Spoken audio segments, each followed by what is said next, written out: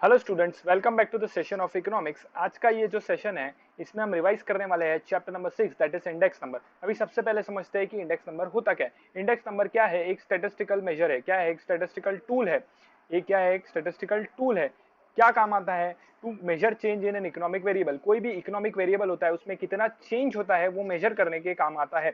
Originally ये develop किया गया था किस चीज के लिए? प्राइस लेवल में जो चेंज होते हैं उसको मेजर करने के लिए। लेकिन अभी किस चीज के लिए यूजुअली यूज होता है? वो स्टॉक मार्केट के प्राइस के लिए, कॉस्ट ऑफ लिविंग या industrial and agricultural production, changes in export and import, कितना चेंज हो रहा है वो मेजर करने के लिए काम आता है। सर ये डायरेक्टली मेजरेबल नहीं है, ये एक रिलेटिव चेंज बताता है कि पिछले साल से या कोई और साल के कंपैरिजन में या कोई और लोकेशन के कंपैरिजन में, दो लोकेशन के या 2 साल के कंपैरिजन में या अलग अलग अलग ईयर्स के या अलग अलग लोकेशंस के कंपैरिजन में क्या कर रहा है, क्या चेंज आया है वो मेजर करने में काम आता है। This is a relative major, this is a relative major. चलो, ओरिजिन आप होमवर्क में पढ़ लेना।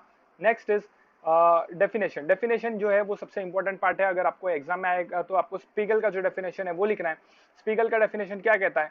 इंडेक्स नंबर क्या है? एक स्टैटिस्टिकल मेजर है। ये क्या है? एक स्टैटिस्टिकल मेजर है जो क्या बताता है? To show changes in a variable. कोई भी वेरिएबल या ग्रुप ऑफ वेरिएबल में कितना चेंज है वो बताने की कोशिश करता है with reference to time, geographical location and other characteristics such as income, profession, etc.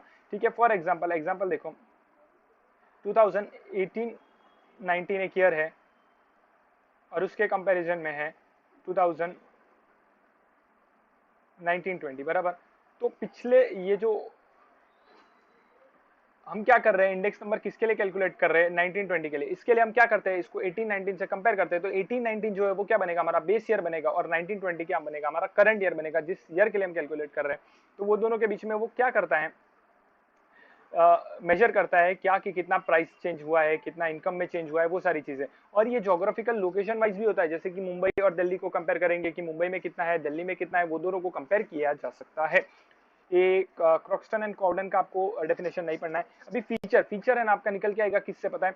Definition से ही निकल के आएगा। सबसे पहले हमने क्या पढ़ा कि इंडेक्स नंबर क्या होता है? स्टैटिस्टिकल मेजर है। तो आपका सबसे पहला जो इंडेक्स नंबर का फीचर है वो क्या है कि इंडेक्स नंबर जो है वो क्या एक स्टैटिस्टिकल मेजर है जो क्या करता है? चेंजेस इन वेरिएबल और ग्रुप ऑफ वेरिएबल बताता है with reference to time. Time के रेफरेंस में हो सकता है, ज्योग्राफिकल लोकेशन के रेफरेंस में हो सकता है, या फिर कोई और characteristic such as income, profession etcetera भी हो सकता है। तो देखो आइए पढ़ते हैं फीचर्स। फीचर्स क्या बोला? सबसे पहला स्टैटिस्टिकल डिवाइस है। सबसे पहला क्या है? वो एक स्टैटिस्टिकल डिवाइस है।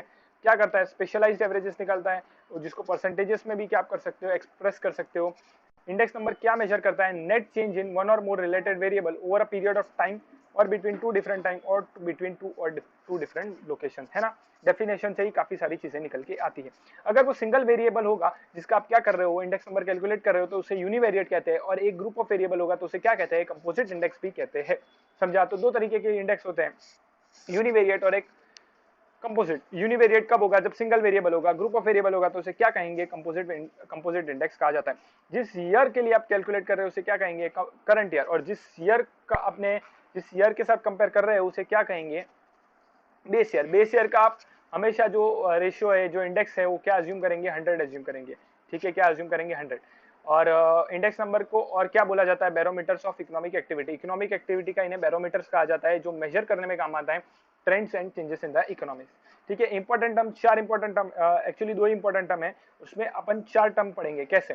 तो देखो, सबसे पहले बेस ईयर और करंट ईयर का आपको मतलब समझना चाहिए। बेस ईयर माने जिस ईयर से कंपेयर करके जिस ईयर का कैलकुलेशन करेंगे उसे कहेंगे बेस ईयर। और जिस ईयर का आप इंडेक्स नंबर कैलकुलेट कर रहे हो उसे कहते हैं करंट ईयर।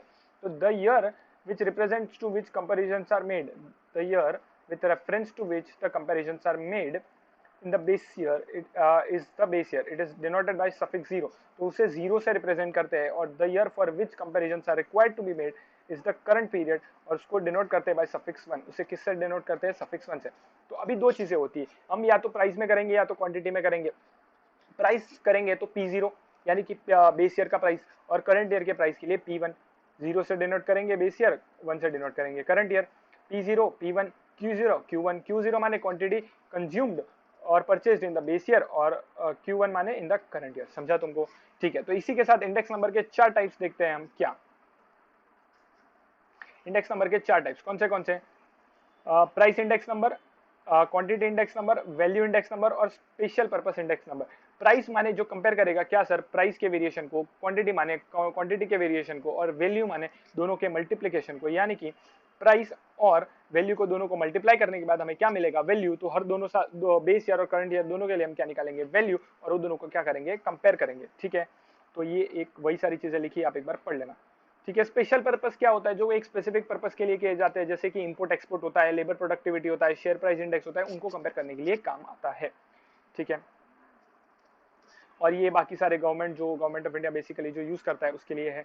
हाँ, तो अभी सिग्निफिकेंस इंपॉर्टेंस क्या है सर, क्यों इंडेक्स नंबर की जो स्टडी है वो इंपॉर्टेंट है। तो सबसे पहले वो फ्रेमिंग सुटेबल पॉलिसीज में हेल्प करता है। वो क्या करता है, सुटेबल पॉलिसीज फ्रेम करने में गवर्नमेंट की हेल्प करता है। फिर ट्रेंड्स एंड टेंडेंसीज जो है होती है, ट्रेंड्स माने क्या होता है पता है, पिछले कुछ ईयर्स का देखे तो क्या क्या हमें क्या पता चलता है कि क्या कंक्लूजन हम ड्रॉ कर सकते हैं, उसे कहते हैं ट्रेंड। उसे क्या कहते हैं, ट्रेंड। जैसे कि इन्वेस्टमेंट बढ़ता गया है, पिछले 5 साल में इन्वेस्टमेंट कम होता गया है, लेबर रेट है वो कम हो गया है, लेबर रेट बढ़ गया है, वो सारी चीजें। ठीक है, फिर forecasting about future economic activity, उससे क्या होगा, हमें ट्रेंड पता होगा कि पिछले 5 साल में क्या हुआ है, तो हम एक अंदाजा लगा सकते हैं। फोरकास्ट करना माने अंदाजा लगाना, और अंदाजा हमेशा फ्यूचर के लिए लगाया जाता है। हम क्या कर सकते हैं, एक अंदाजा लगा सकते हैं फ्यूचर इकोनॉमिक एक्टिविटी के बारे में, कि फ्यूचर में क्या हो सकता है, जैसे कि इंपोर्ट एक्सपोर्ट का डेटा कैसे करना चाहिए, क्या करना चाहिए। अभी तुम लोग ने देखा ना, ये जो कोविड वगैरह की जितनी भी सिचुएशन हुई, उसकी वजह से क्या हुआ, हम क्या फोरकास्ट कर पा रहे हैं कि आगे जाके हमारा जो इंडिया का इंपोर्ट है ना, वो बहुत ही कम होने वाला है और एक्सपोर्ट बढ़ने वाला है, क्योंकि हम मेक इन इंडिया वगैरह के कॉन्सेप्ट्स को बहुत ही पुश दे रहे हैं। सर दो चीजें हैं, एक तो ट्रेंड होता है और एक होता है फोरकास्टिंग। ट्रेंड हमेशा जो होता है वो पास्ट के लिए होता है, और फोरकास्टिंग जो होता है हमेशा फ्यूचर के लिए होता है। Measurement of inflation, inflation measure करने में भी हेल्प करता है। फिर usefulness to present financial data in real terms, तो फाइनेंशियल डेटा का भी वो प्रेजेंट करने में आपको हेल्प करता है। ठीक है, चलो construction of index number. Construction of index number कितने स्टेप्स है, 7 स्टेप्स है। सबसे पहला है आपको क्या करना है, purpose of index number. Purpose of index number select करना है कि क्यों आप इंडेक्स नंबर बनाना चाहते हो। दूसरा, बेस ईयर सिलेक्ट करना है और करंट ईयर सिलेक्ट करना है। तीसरा, सिलेक्शन ऑफ आइटम जिसका आप क्या करना चाहते हो, इंडेक्स नंबर निकालना चाहते हो। चौथा, सिलेक्शन ऑफ प्राइस कोटेशन, आप क्या प्राइस का जो है वो सिलेक्टेड कमोडिटी का क्या आप कोटेशन बनाना चाहते हो, शॉप के साथ प्राइस टू प्राइस करना चाहते हो, या प्लेस टू प्लेस करना चाहते हो, शॉप टू शॉप करना चाहते हो, वो सारी चीजें। ठीक है, और ये जो भी सिलेक्शन होना चाहिए अनबायस्ड होना चाहिए। ठीक है, और एक चॉइस ऑफ सूटेबल एवरेज। फिर आपको क्या करना है, एक सूटेबल एवरेज सिलेक्ट करना है। जनरली जो है अर्थमेटिक यूज होता है, अर्थमेटिक मीन जो है वो यूज होता है। फिर आपको क्या करना है, प्रॉपर वेट्स असाइन करने हैं और एक अप्रोप्रिएट फॉर्मूला लगाना है। ठीक है, मेथड्स क्या है, दो मेथड होते हैं, एक सिंपल इंडेक्स नंबर होता है और एक वेटेड इंडेक्स नंबर होता है। कंस्ट्रक्शन ऑफ इंडेक्स नंबर दो बेसिस पे होता है, सिंपल इंडेक्स और एक होता है वेटेड इंडेक्स। सिंपल इंडेक्स क्या होता है, सारी कमोडिटी को इक्वल इंपॉर्टेंस दिया जाता है, और वेटेड इंडेक्स में क्या होता है, सबको अलग अलग एक वेट असाइन किया जाता है। जनरली जो होता है वेट जो होता है वो क्वांटिटी के हिसाब से होता है। अभी सिंपल एवरेज में 3 कॉन्सेप्ट है, price index number, quantity index number और एक होता है वैल्यू इंडेक्स नंबर। तीनों में आपको क्या करना है, फॉर्मूला क्या लगाना है, करंट ईयर का value divide by previous year का वैल्यू, यानी कि बेस ईयर का वैल्यू। कोई भी हो सकता है सर, 3 साल 4 साल पहले का भी डेटा हो सकता है। तो करंट ईयर का value divide by base year का वैल्यू इंटू 100, करंट ईयर का value divide by base year का वैल्यू इंटू 100। तो सर 100 क्यों करते हैं सर, हमें याद करो, हमने जो अभी थोड़ी देर पहले क्या पढ़ा कि बेस ईयर का हम हमेशा क्या एज्यूम करते हैं, 100 एज्यूम करते हैं। ठीक है, तो इसके लिए स्टेप्स क्या होंगे, सबसे पहले आप क्या करेंगे, P1, ये देखो ये फॉर्मूला दिया है ना, प्राइस का इंडेक्स नंबर है तो P01 यानी कि P1 यानी कि करंट ईयर का कैलकुलेट करना है, तो समेशन ऑफ P1 यानी कि इस साल का डिवाइड बाय बेस ईयर का इनटू 100। ठीक है, फिर आपको क्या करना है, सबसे पहले P0 का समेशन करना है, बेस ईयर का करना है, फिर करंट ईयर का करना है और फॉर्मूला लगा देना है। तीनों में यही फॉर्मूला चलेगा, पहले बेस ईयर का करना है, फिर करंट ईयर का करना है, फॉर्मूला लगाना है, बेस ईयर का करना है, करंट ईयर का करना है, फॉर्मूला लगाना है। ठीक है, ये प्राइस के लिए हो गया, ये क्वांटिटी के लिए है Q1 Q0 और इंटू 100, और ये वैल्यू के लिए है। ठीक है, और ये वैल्यू के लिए, तीनों का एक अलग अलग एग्जांपल दिया, आप एक बार देख लेना। ठीक है, अभी वेट इंडेक्स नंबर में क्या होता है, अब मैं एक बार वैल्यू का जो है ना वो आपको एक बार कॉन्सेप्ट फिर से एक बार इसका फॉर्मूला जो है वो बता देता हूँ। देखो समझो, अभी क्या हुआ, हमने ये जो फॉर्मूला है ना, इसमें मेन कॉन्सेप्ट समझने वाला क्या है कि आपको Q1 लेना है या Q0 लेना है। जब वेट असाइन करते हैं, जब वेटेड प्राइस इंडेक्स नंबर निकालते हैं, तो क्या होता है कि आपको जो क्वांटिटी है वो बेस ईयर का लेना है या करंट ईयर का लेने का है, वो एक डिस्प्यूट था। तो उसके लिए दो जो है दो प्राइस इंडेक्स नंबर बताए गए हैं, दो अलग अलग लोगों ने बताए, एक तो लास्ट पेयर्स ने बताया, एक लास्ट पेयर से और एक पास्ट ईयर से। लास्ट पेयर्स ने क्या बोला कि आप बेस ईयर का ले लो, यानी कि P1 into Q0 divide by P0 into Q0 into 100। तो दोनों में ना जो Q0 है वो आएगा, और जो और जो करंट ईयर का क्वांटिटी है उसको आपको कंसिडर नहीं करना है, सिर्फ आपको क्या करना है करंट ईयर का कैलकुलेट बेस ईयर का लेना है। और जो पास्चेज है ना उन्होंने क्या बोला पता है कि आपको लेना है वो करंट ईयर का लेना है, यानी कि Q0 का कोई वैल्यू नहीं लेना है, ठीक है। ये फॉर्मूला आप एक बार देखोगे तो समझ जाओगे। लिमिटेशन क्या है, बेस्ड ऑन सैंपल होते हैं। अभी समझो कि 20 साल का डेटा है तो हम क्या शिफ्ट करते हैं 5 साल का डेटा को एनालाइज करते हैं, बाकी सारे डेटा को एनालाइज नहीं करते। इसके लिए हो सकता है कि जो हमने 5 साल नहीं किए उसी में कुछ गड़बड़ निकल सकती है, तो ऐसा पॉसिबल है। तो उसे क्या कहते हैं, सैम्पलिंग एरर कहते हैं, कि हमने जो सैंपल पे डेटा किया यानी कि कुछ पोर्शन सिलेक्ट किया उसकी वजह से गड़बड़ हो गई, फिर डेटा लेने में कुछ बायस हो गया, कुछ इनकम्प्लीट डेटा ले लिया, वो सारी चीजें। फिर मिसयूज ऑफ इंडेक्स नंबर, कुछ बिजनेसमैन क्या कर सकते हैं इसका मिसयूज कर सकते हैं। जैसे कि कोई बिजनेसमैन है वो वही साल का डेटा लेगा बेस ईयर, वही ईयर को बेस ईयर लेगा, जिसका प्रॉफिट उसका ज्यादा था तो बेस ईयर उसका ज्यादा होगा तो उसका क्या होगा करंट ईयर का भी इंडेक्स जो है वो ज्यादा आएगा, तो वो क्या करेगा अल्टीमेटली ज्यादा प्रॉफिट दिखाने की कोशिश करेगा। डिफेक्ट्स इन फॉर्मूले, कोई प्रॉपर फॉर्मूला नहीं है, ये हमने बना लिया, एवरेज ही जनरली ले रहे हैं सब चीज का, एक प्रॉपर फॉर्मूला नहीं है, मैथमेटिकली ये प्रॉपर नहीं है, ठीक है।